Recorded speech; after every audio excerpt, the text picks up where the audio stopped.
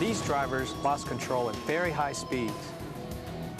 The result was tragic for one driver and fortunate for the others. But why?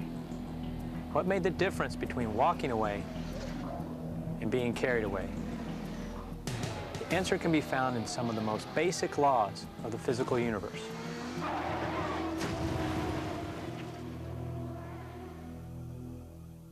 Hi, my name is Griff Jones. I teach high school physics.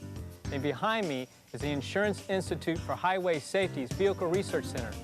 It's a fascinating place where research engineers assess the crash performance of vehicles by running tests, and where they evaluate new technologies to prevent injuries, like this state-of-the-art head protection system. What's exciting for me is that this is a laboratory of practical applications in the subject I teach. And because they're set up here to crash cars and analyze those crashes, this research center provides a perfect venue for illustrating the physical laws that govern the outcome of car crashes.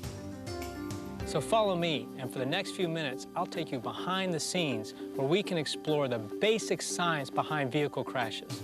Let's learn about car crashes and physics. Why'd this dummy get left behind? It's called inertia, the property of matter that causes it to resist any change in its state of motion. Galileo introduced the concept in the late 1500s, and almost 100 years later, Newton used this idea to formulate his first law of motion, the law of inertia. It's why the dummy fell off the back of the truck. It was at rest, and it wanted to remain at rest. That's inertia. It's the same property that keeps the china on the table as you pull the tablecloth out from under it.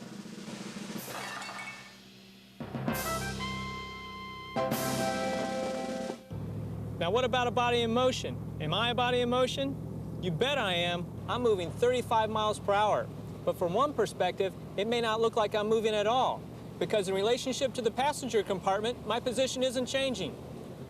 But if you look at me from the outside, you can see that I'm moving at the same speed as the vehicle, in this case, about 35 miles per hour.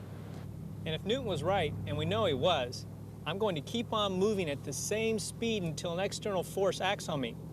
Now, what does this mean to occupants of a moving vehicle? Watch this. See how the car and the crash test dummy are traveling at the same speed? Now watch what happens when the car crashes into the barrier. The front end of the car is crushing and absorbing energy, which slows down the rest of the car. But the dummy inside keeps on moving at its original speed until it strikes the steering wheel and windshield. This is because the dummy is a body in motion traveling at 35 miles per hour and remains traveling 35 miles per hour in the same direction until acted upon by an outside force. In this case, it's the impact with the steering wheel and windshield that applies the force that overcomes the dummy's inertia. Inertia is one reason that seatbelts are so important. Inertia is one reason that you want to be tied to the vehicle during a crash. If you're wearing your seatbelt, you slow down with the occupant compartment as the vehicle's front end does its job of crumpling and absorbing crash forces. Later, we'll talk about how some vehicles' front ends, or crumple zones, do a better job of absorbing crash forces than others.